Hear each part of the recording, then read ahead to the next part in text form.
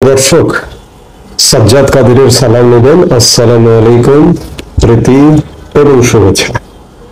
এই মুহূর্তে আপনাদের সামনে কথা বলতে এসেছি ডক্টর ইউনূসের আপোষ অনিবার্য এই প্রসঙ্গটা নিয়ে কথা বলবো। কি নিয়ে আপোষ? আপোষ হচ্ছে এটি নিয়ে যে এই যে ডক্টর মোহাম্মদ ইউনূস ক্ষমতা নিয়ে যে কে বসে আছে, ক্ষমতা দীর্ঘায়িত করতে চায়, এটি নিয়ে আপোষ অনিবার্য। ডক্টর ইউনূস আসলে চেষ্টা করবে, চাইবে দীর্ঘদিন ক্ষমতায় থাকতে। এই যে মুখে যে কথাগুলো বলছে যে ডিসেম্বর থেকে জুনের মধ্যে নির্বাচন, সেটাই করতে চাইবে না। আসলে মনের গোপন ইচ্ছা, মনের সুপ্ত বাসনা এটি নয় যে ডিসেম্বর থেকে জুনের মধ্যে নির্বাচন দেবে, এটিও কিন্তু নয়।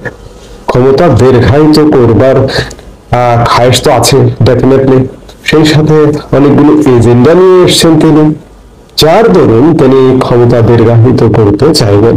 কিন্তু সত্যিকার অর্থে ডক্টর মোহাম্মদ ইউনূস লজ্জাজনক এক আপোষ করতে বাধ্য হবেন। সেটি বলবো না যে আগামী এক সপ্তাহের মধ্যে, 10 দিনের মধ্যে, কিংবা 3 দিনের মধ্যে, যে কোনো সময় হতে পারে। কারণ 4-5 দিন বালির বাঁধের মতো ভেঙে আসছে, কোনো কিছু বাদ দিয়ে আটকে রাখা যাচ্ছে না, বাঁধ ভেঙে যাচ্ছে। প্রশাসন বলুন, পুলিশ বলুন, দেশের আইন শৃঙ্খলা পরিস্থিতি বলুন, কোনো ক্ষেত্রে কোনো কিছুর লাগাম টানতে পারছেন না ডক্টর মোহাম্মদ ইউনূস। এগুলো শুধু আমারই কথা নয়, গতকালকে ভারতের শীর্ষস্থানীয় একটি গণমাধ্যম এবং প্রাচীনতম গণমাধ্যম দ্য স্টেটসম্যান, তাদের সম্পাদকীয়তে এমনই মতামত, অভিমত ব্যক্ত করেছেন। তাদের মতামতের সাথে আমি একমত। স্টেটসম্যান লিখেছেন, শান্তিতে নোবেল পুরস্কার বিজয়ী প্রফেসর ডক্টর মোহাম্মদ ইউনূসকে প্রধান উপদেষ্টা এবং অন্তর্বর্তীকালীন সরকারের প্রধান হিসেবে নিয়োগ করার পর থেকেই বাংলাদেশের রাজনৈতিক অস্থিরতা তীব্র এবং উদ্বেগজনক মোড় নিয়েছে। একসময় এই প্রক্রিয়া অন্তর্বর্তীকালীন ন্যায় বিচার ও গণতান্ত্রিক নবায়নের ক্ষেত্রে সাহসী পরীক্ষা হিসেবে প্রশংসিত হচ্ছিল। এখন তা অকার্যকর হওয়ার দ্বার প্রান্তে। সত্যিই তাই। স্টেটসম্যান যেটি লিখেছে যে শুরুতে যখন ডক্টর মোহাম্মদ ইউনূস ক্ষমতা নিলেন, তখন কিন্তু বেশিরভাগ মানুষ মনে করেছিল যে একটা পুরনো ধ্যান ধারণা থেকে চেঞ্জ হবে, ডক্টর মোহাম্মদ ইউনূস চেঞ্জ মেকারের ভূমিকায় অবতীর্ণ হবে। কিন্তু কিসের কি, 10 মাস পেরিয়ে গেছে, কিচ্ছু দৃশ্যমান নয়। একটা অদৃশ্য অন্ধকারের মধ্যে মানুষ নিমজ্জিত। সেই জায়গায় সবকিছু ডক্টর মোহাম্মদ ইউনূসের উপর যে প্রত্যাশা ছিল সেটি অকার্যকর হওয়ার দ্বার প্রান্তে। স্টেটসম্যান যেটি বলছে, এই সমস্যার মূলে রয়েছে একটি মৌলিক ভুল বা বিচ্যুতি। তা হলো ডক্টর ইউনূসের সংস্কার প্রথম, নির্বাচন পরের দৃষ্টিভঙ্গি। বাংলাদেশের বড় বড় রাজনৈতিক দলের মধ্যে যে তাৎক্ষণিক রাজনৈতিক প্রত্যাশা আছে, তার সঙ্গে এই প্রবণতা মেলে না। এসব রাজনৈতিক পক্ষ অন্তর্বর্তী পর্যায়কে একটি রূপান্তরের সুযোগ হিসেবে দেখে না, বরং ক্ষমতায় ফেরার একটি কৌশলগত সুযোগ হিসেবে দেখে। ভারতের প্রভাবশালী পত্রিকা দ্য স্টেটসম্যানের ইনস্টলমেন্ট শীর্ষক এক সম্পাদকীয়তে এসব কথা বলা হয়েছে। স্টেটসম্যান বলছে যে সংস্কার প্রথম, নির্বাচন দ্বিতীয় বিবেচনা। এটি ডেফিনেটলি ভুল। সংস্কার করবে কে? ডক্টর মোহাম্মদ ইউনূস তো আর দেশ চালাবে না, কিংবা ভবিষ্যতে রাজনীতি করবে না। রাজনীতির সুবিধার্থে, রাজনীতির স্বার্থেই তো একটা দেশের সংস্কার হতে পারে। শাসন ব্যবস্থা সহজে যাতে পরিচালনা করা যায়, জনগণ যাতে শাসন ঠিক না, শাসনটাকে সেবা হিসেবে উপভোগ করে, এনজয় করে, সেজন্যই তো সংস্কার। ডক্টর মোহাম্মদ ইউনূস কিংবা ইউনূসের সঙ্গে যারা আছেন, তারা যেহেতু এই সংস্কার উপভোগ করবেন না, তাহলে তারা সংস্কারের মর্ম বা মজে যায় তো বুঝবেন না। সংস্কারটা তো করা উচিত নিঃসন্দেহে রাজনীতিবিদদের, রাজনৈতিক দলের, রাজনৈতিক নেতৃত্বের, রাজনৈতিক সরকারের। কিন্তু ডক্টর মোহাম্মদ ইউনূস উল্টো পথে হাঁটছেন। সংস্কার ধোয়া তুলে আজকে 10 মাস পেরিয়ে গেছে, সংস্কারের কোনো খবর নেই। আবার স্টেটসম্যান যেটি বলছে যে অন্তর্বর্তী সরকার তো আসলে সংস্কারের সরকার হতে পারে না, অন্তর্বর্তীকালীন সরকার একটা ট্রানজিট পয়েন্ট হতে পারে। ট্রানজিট পয়েন্টটা কিভাবে, যে একটা সরকার ছিল, একটা সরকার থেকে আর একটা সরকার এসছে, এই সরকারটা আসবে, এসে নির্বাচন দিবে, নির্বাচন দিয়ে আর একটা সরকার আসবে, এটাই তো কাজ।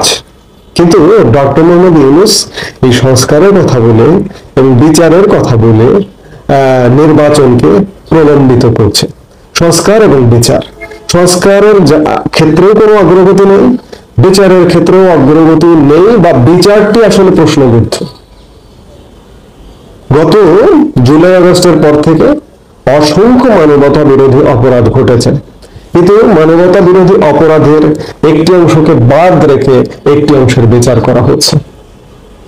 বিশেষ করে 5 আগস্ট থেকে শুরু করে বাংলাদেশে যে মব ভায়োলেন্সের ফলে বাংলাদেশের থানা, বাংলাদেশের পুলিশ বাহিনী, নিরাপত্তা বাহিনী, সাধারণ মানুষ যেভাবে হত্যা যজ্ঞের শিকার হয়েছে, এগুলোকে পুরোপুরি বিচারের আওতা বহির্ভূত রাখছে, যার কারণে বিচার প্রশ্নবিদ্ধ খুব স্বাভাবিকভাবেই।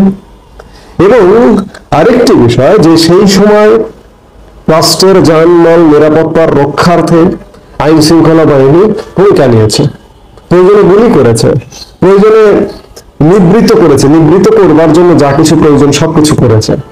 তৎকালীন প্রধানমন্ত্রী, তৎকালীন স্বরাষ্ট্রমন্ত্রী, বা তারা তো জানমালের নিরাপত্তার জন্য কঠোর হয়েছে প্রয়োজনে, রাষ্ট্রকে নিরাপত্তা দিতে। আমি সব কথার শেষ কথা যদি বলি, যে রাষ্ট্রকে নিরাপত্তা দিতে গিয়ে কঠোর হয়েছে।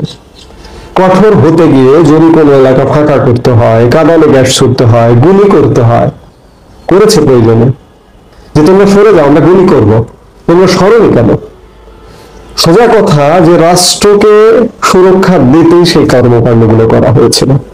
সেই রাষ্ট্রের সুরক্ষার জন্য আজকে মানবতা বিরোধী অপরাধের বিচার হচ্ছে, এবং বিচার পক্ষপাত দুষ্ট, এটি বলার অপেক্ষা রাখে না। সবকিছু মিলিয়ে সত্যিকার অর্থে বালির বাঁধের মতো ভেঙে আসছে। ডক্টর ইউনূসের, আমি শুরুতে যেটি বললাম, যে ডক্টর ইউনূসের আপোষ অনিবার্য। ডক্টর ইউনূস বাংলাদেশে নির্বাচন করেও যেতে পারবে না। আমি এর আগে একাধিকবার বলেছি, এখনো বলছি, যে অসম্ভব। ডক্টর ইউনূসের পরিষদ অন্ততপক্ষে বাংলাদেশে নির্বাচন করে যেতে পারবে না। যদি একটি বুঝ দেওয়ার নির্বাচন করে, সেটিও সেই নির্বাচনটি গ্রহণযোগ্য হবে না। এই যে আজকে আমরা যে দিন কথা বলছি, আজকে বাংলাদেশের প্রধান রাজনৈতিক দলগুলোর বৈঠক আছে। অনেকে ভাবছেন যে আজকে মনে হয় একটা দফারফা হয়ে যাবে, নির্বাচনের রোডম্যাপ ঘোষণা হবে, সেই ইত্যাদি। বিশেষ করে বাংলাদেশের প্রধান রাজনৈতিক দল বিএনপি নির্বাচনের দাবিতে অনড়, কিন্তু না, কিচ্ছু হবে না। আজকে ডক্টর মোহাম্মদ ইউনূস এই ধরনের কোন ঘোষণা বা এই ধরনের কোন আশ্বাসে যাবেন না, নির্বাচনের রোডম্যাপ ঘোষণা। তবে পরিস্থিতি আরো ঘোলাটে হবে, সেটি হয়তো আরো 1-2 মাস লাগতে পারে। লেগে ডক্টর মোহাম্মদ ইউনূসের আপোষ অনিবার্য। কারণ ডক্টর মোহাম্মদ ইউনূস, আমি ওই যে বললাম, যে বালির বাঁধ আসলে আটকে রাখা যায় না।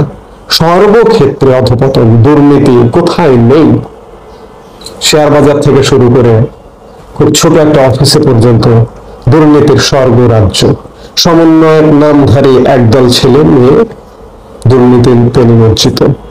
সচিবালয়ের দুর্নীতি, সচিবালয়ে গিয়ে তদবিরবাজি করে, বলে শেষ করা যাবে না। অসংখ্য, ইতিমধ্যে গণমাধ্যমের মাধ্যমে অসংখ্য এই ধরনের কেলেঙ্কারি চলে এসে সারা দেশে একটা দুর্নীতির তাণ্ডবের মহোৎসব শুরু হয়ে গেছে এই সমন্বয়ের নামধারী ছেলেপেলেগুলো।